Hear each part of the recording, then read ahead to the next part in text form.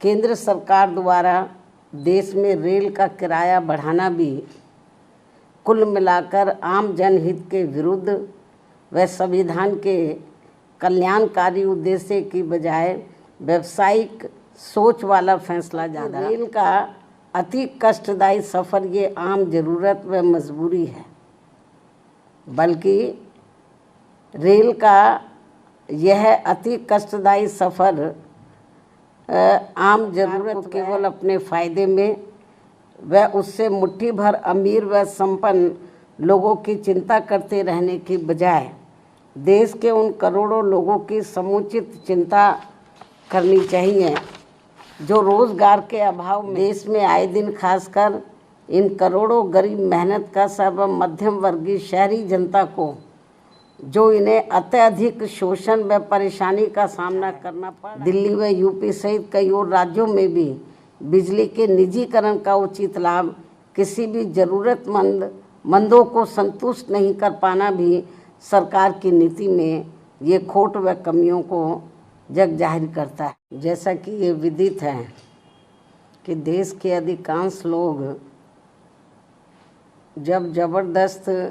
महंगाई, गरीबी, बेरोज़गारी व कमाई घटने आदि की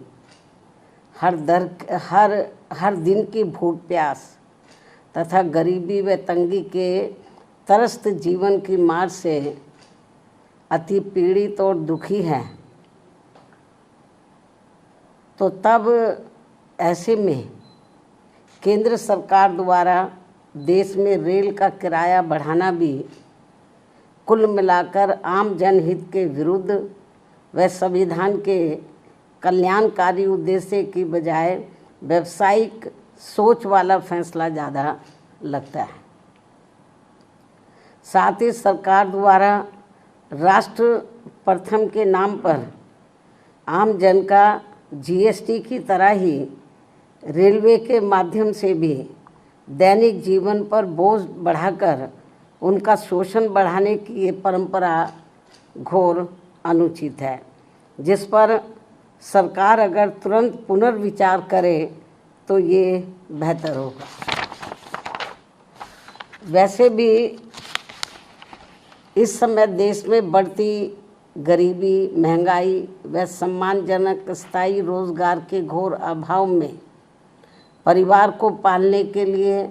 अपना घर-बार आदि छोड़कर पलायन करने की मजबूरी आदि के कारण यहाँ के करोड़ों लोगों के लिए ये रेल का सफ़र कोई फैशन, आनंद व पर्यटन नहीं है,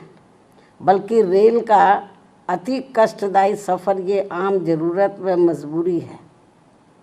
बल्कि रेल का यह अति कष्टदायी सफ़र आम ज़रूरत व ये आम ज़रूरत व मजबूरी है, जिसके तहत सरकार को इनके प्रति व्यापारिक नहीं बल्कि सहानुभूति का कल्याणकारी बर्ताव जरूर करना चाहिए। ऐसी सभी की इनसे हमेशा अपेक्षा रहती है। इसलिए सरकार को केवल अपने फ़ायदे में व उससे मुट्ठी भर अमीर व संपन्न लोगों की चिंता करते रहने की बजाय देश के उन करोड़ों लोगों की समुचित चिंता करनी चाहिए जो रोज़गार के अभाव में आत्मसम्मान का जीवन जीने को तरस रहे हैं तथा परिवार का कम से कम एक वक्त पेट भरकर किसी प्रकार गुजर बसर करने के लिए सरकार की योजनाओं का थोड़ा सा लाभ लेने को मजबूर हो रहे हैं। यही कारण है कि देश की आबादी में से लगभग 95 करोड़ लोग सरकार की कम से कम किसी एक सामाजिक कल्याण योजना का लाभार्थी बनने को मजबूर हुए हैं, जिससे ऐसे लाचार व मजबूर लोगों की संख्या अब बढ़ते बढ़ते वर्तमान वर्ष सन 2025 में लगभग 64.3% तक पहुंच गई है, जबकि सन 2016 में ये संख्या करीब 22% ही थी। किंतु अंतर्राष्ट्रीय श्रम संगठन के इन आंकड़ों को भी सरकार अपनी उपलब्धि बता रही है। क्या ये उचित व शोभनीय है जबकि सभी को ये मालूम है कि सरकारी योजनाओं का थोड़ा सा लाभ लेने के लिए ज़रूरतमंद लोगों को कितनी भागदौड़ व परेशानी झेलनी पड़ती है। इसके अलावा प्रदूषण नियंत्रण के नाम पर भी देश में आए दिन खासकर इन करोड़ों गरीब मेहनत का सब मध्यम वर्गीय शहरी जनता को जो इन्हें अत्यधिक शोषण व परेशानी का सामना करना पड़ रहा है, तो उस पर भी केंद्र व खासकर दिल्ली सरकार को भी उचित ध्यान देना बहुत ज़रूरी हो गया है। वास्तव में लगभग 100 करोड़ से अधिक गरीब लोगों के भारत देश में वाहन प्रदूषण रोकने के लिए उसकी जीवन सीमा पर सख्ती से अनुपालन के अलावा और भी दूसरे बहुत सारे उपायों पर सरकार द्वारा अमल किया जाना चाहिए, जो ये बहुत ज़रूरी है, ताकि इस ट्रांसपोर्ट के उद्योग धंधे में लगे करोड़ों परिवार वालों के जीवन को और अधिक तंगी और परेशानी वाला होने से बचाया जा सके। साथ ही दिल्ली की सरकार द्वारा गरीब व दूसरे प्रदेशों से भी खासकर यूपी, बिहार व बंगाल आदि राज्यों से रोटी रोजी के लिए पलायन करने वालों को यहाँ बिना कोई दूसरी व्यवस्था किए हुए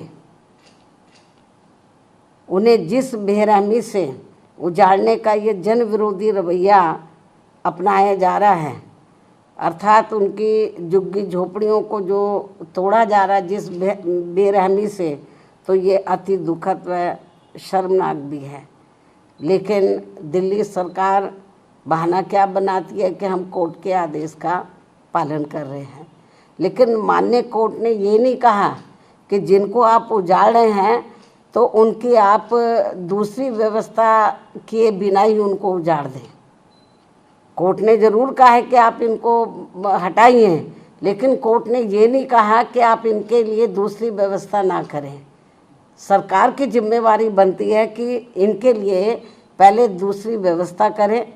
इनको बसाने के लिए, उसके बाद इनकी झुग्गियों को हटाना चाहिए। लेकिन ये सब व्यवस्था किए बिना ही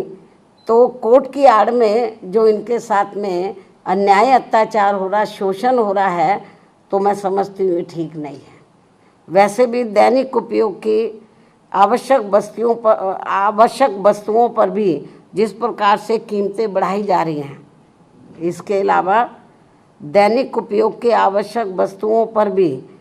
जिस प्रकार से कीमतें बढ़ाई जा रही हैं, वे भी खासकर दिल्ली की जनता के लिए भारी मुसीबतें पैदा कर रही हैं। आमदनी कम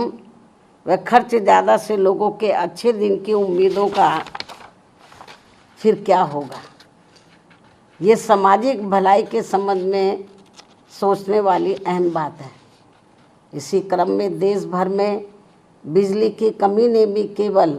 आम लोगों को ही नहीं बल्कि पूरे व्यापारी वर्ग व छोटे उद्योग धंधों को भी बुरी तरह से प्रभावित कर रखा है। दिल्ली व यूपी सहित कई और राज्यों में भी बिजली के निजीकरण का उचित लाभ किसी भी ज़रूरतमंदों को संतुष्ट नहीं कर पाना भी सरकार की नीति में ये खोट व कमियों को जग जाहिर करता है, दर्शाता है। सरकार इस समस्या का भी संतोषजनक समाधान जितना जल्दी निकाल ले तो वह उतना देश हित में बेहतर होगा। अब मैं अंत में अपनी बात यहीं समाप्त करती हूँ। धन्यवाद। जय भीम व जय भारत।